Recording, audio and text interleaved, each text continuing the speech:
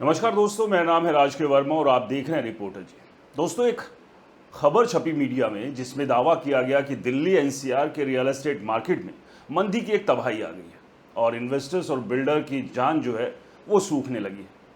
क्या है इस खबर की सच्चाई? क्या सच में दिल्ली एनसीआर का जो रियल एस्टेट मार्केट है, जिसको लेकर लगातार ये बात कही जा रही है कि मंदी के दौर से गुजर रहा है, तो क्या जो इस खबर में दावा किया गया है वो दावा सही है?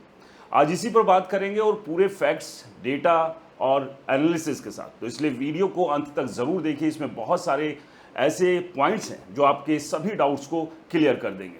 और अगर ये वीडियो पसंद आए तो इसे लाइक करें, शेयर करें और हमारे चैनल को सब्सक्राइब करना तो बिल्कुल मत भूलिएगा। तो चलिए शुरू करते हैं बगैर देरी किए। दोस्तों, एक समय था जब दिल्ली एनसीआर में फ्लैट लॉन्च होते ही लोग बुकिंग अमाउंट लेकर लाइन में खड़े हो जाते थे। Noida expressway, Gurugram, greater Noida, west, Dwarka expressway, हर तरफ एक ही माहौल दिखाई देता था। आज नहीं खरीदा तो कल दोगुना महंगा मिलेगा। बिल्डर के सेल्स ऑफिस के बाहर लंबी चौड़ी भीड़ लगती थी। इन्वेस्टर्स व्हाट्सएप ग्रुप में स्क्रीनशॉट डालकर बताते थे कि भाई 6 महीने में 25 लाख का प्रॉफिट हो गया। और यूट्यूब से लेकर प्रॉपर्टी एक्सपो तक हर जगह एक ही नैरेटिव चलता रहता था, एनसीआर रियल एस्टेट कभी नहीं रुकेगा। लेकिन अब उसी मार्केट में धीरे धीरे एक सुस्ती दिख रही है, जिसने बिल्डर, इन्वेस्टर्स और बायर्स तीनों को टेंशन देनी शुरू कर दी है। बाहर से अभी भी चमक दिख रही है, बड़े बड़े लग्जरी टावर्स बन रहे हैं, करोड़ों के पेंट हाउस लॉन्च हो रहे हैं, लेकिन दोस्तों अंदर की कहानी कुछ और ही है। सबसे बड़ा बदलाव यह आया कि बायर्स अब इमोशनल होकर प्रॉपर्टी नहीं खरीद रहे। पहले लोग डरते थे कि अगर अभी नहीं लिया तो बाद में मौका निकल जाएगा, लेकिन अब लोग डर रहे हैं कि कहीं अभी खरीद लिया और मार्केट फंस गया तो क्या होगा। यही डर अब एनसीआर रियल एस्टेट की सबसे बड़ी प्रॉब्लम बनता जा रहा है। नाइट फ्रैंक इंडिया की एक रिपोर्ट देखिए। Q1 2026 के मुताबिक भारत के टॉप 8 सिटीज़ में हाउसिंग सेल्स लगभग 4% गिर गई और सबसे ज़्यादा दबाव दिल्ली एनसीआर, मुंबई और पुणे जैसे बड़े मार्केट में देखा गया। रिपोर्ट साफ कहती है कि लगातार बढ़ती कीमतों और ग्लोबल इकोनॉमिक अनसर्टेनिटी ने बायर्स को पीछे हटना शुरू कर दिया।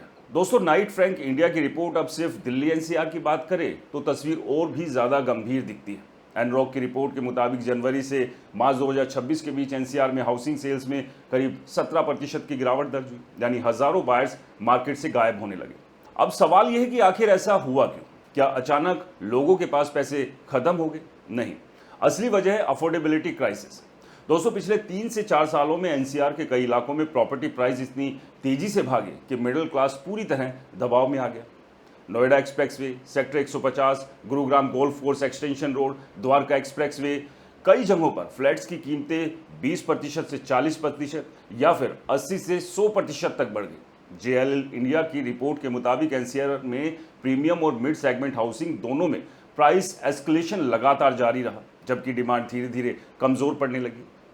सोचिए, जो फ्लैट 2020 में 90 लाख का था, आज वो 1 करोड़ 40 लाख तक पहुंच गया, लेकिन सैलरी उतनी नहीं। कॉर्पोरेट्स एम्प्लॉयज़ की इनकम 7 से 10% के आसपास है, जबकि प्रॉपर्टी प्राइस कई जगह 25 से 30% तक उछल गए। अब ईएमआई का गणित देखिए। अगर कोई आदमी 1 करोड़ 80 लाख का फ्लैट खरीदता है और 20% डाउन पेमेंट देता है, तो भी उसे लगभग 1 करोड़ 40 लाख रुपए का लोन लेना पड़ेगा। आज के इंटरेस्ट रेट पर उसकी ईएमआई करीब 1,20,000 से 1,40,000 रुपये महीने जा सकती है। यानी अपर मिडिल क्लास फैमिली भी अब 2 बार सोच रही है कि क्या इतनी बड़ी फाइनेंशियल लायबिलिटी लेना सही रहेगा।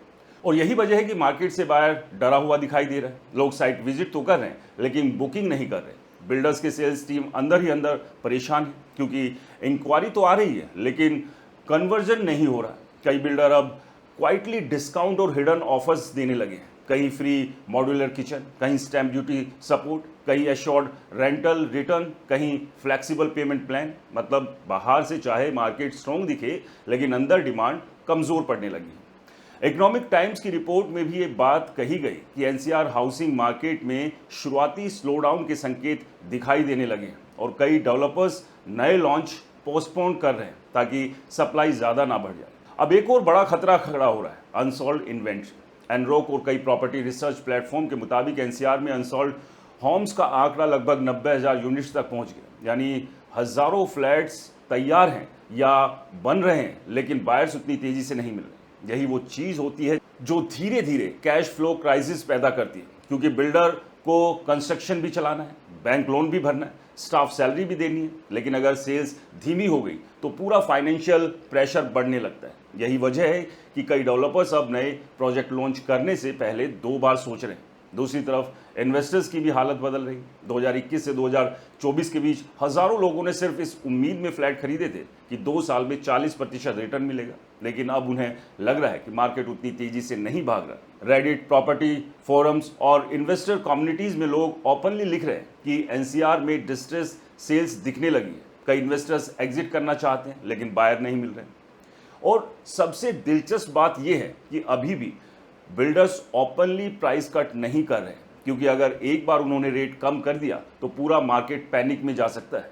इसलिए वो डायरेक्ट डिस्काउंट देने की बजाय हिडन बेनिफिट्स दे रहे हैं, यानी ऑफिशियल प्राइस वही रहेगा, लेकिन अंदर से डील सस्ती करने की कोशिश होगी। यही स्ट्रैटेजी अक्सर स्लो डाउन के शुरुआती फेज में देखी भी जाती है। अब बात ग्लोबल फैक्टर्स की। ग्लोबल फैक्टर्स भी एनसीआर रियल एस्टेट पर असर डाल रहे हैं।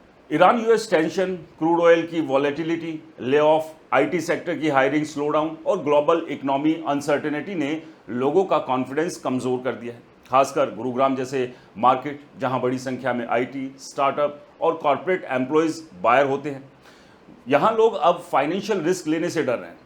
नाइट फ्रैंक और नैरेडको के सेंटीमेंट सर्वे में भी कहा गया है कि डेवलपर्स और इन्वेस्टर्स अब कॉन्शियस रिकॉलिब्रेशन मोड में चले गए, यानी मार्केट पूरी तरह क्रैश नहीं हुआ, लेकिन कॉन्फिडेंस पहले जैसा नहीं रहा। अब एक और दिलचस्प बदलाव हो रहा है।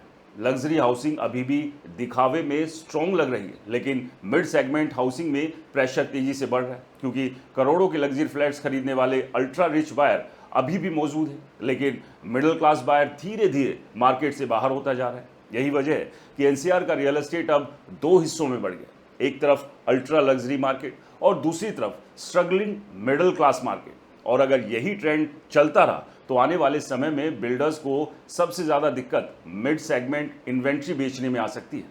दोस्तों, कई एक्सपर्ट्स अब कह रहे हैं कि एनसीआर में डिमांड डिस्ट्रैक्शन शुरू हो रही है। मतलब लोग घर खरीदने की इच्छा तो रखते हैं, लेकिन अफोर्डेबिलिटी खत्म होती जा रही है।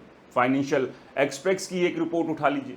इसके मुताबिक दिल्ली एनसीआर सहित कई बड़े मार्केट में हाउसिंग अफोर्डेबिलिटी अब सबसे बड़ी चिंता बनती जा रही है। और यही वो पॉइंट है जहां मार्केट धीरे धीरे डेंजरस जोन में पहुंच गया है, क्योंकि जब डिमांड कमजोर होती है लेकिन सप्लाई बढ़ती रहती है, तब धीरे धीरे मार्केट में प्रेशर बिल्ड होता है। शुरुआत में सिर्फ सेल्स स्लो होती है, फिर डिस्काउंट आते हैं और फिर इन्वेस्टर्स एग्जिट करते हैं। और अगर इकोनॉमिक कंडीशंस और खराब हुई तो प्राइस पर भी इसका असर पड़ सकता है।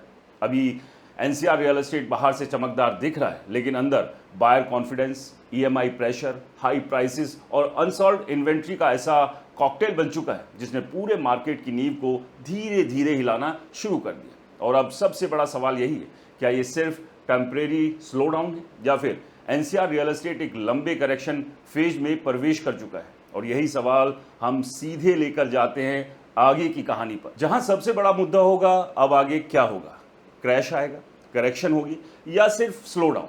और यहीं से शुरू होता है सबसे बड़ा डर, क्योंकि किसी भी रियल एस्टेट मार्केट का सबसे खतरनाक फेज वो नहीं होता जब प्राइसेस गिरते हैं, बल्कि वो होता है जब सेल्स गिरने लगती है लेकिन प्राइसेस फिर भी ऊपर बने रहते हैं। और अभी दिल्ली एनसीआर में बिल्कुल यही सिचुएशन बनती दिख रही है। बायर्स धीरे धीरे पीछे हट रहे हैं, लेकिन बिल्डर्स अभी भी रेट्स कम करने को तैयार नहीं। बाहर से सब कुछ चमकदार दिख रहा है, बड़े बड़े लग्जरी टावर्स, करोड़ों के penthouse, grand launch events, celebrity promotions, लेकिन अंदर की कहानी कुछ और ही है।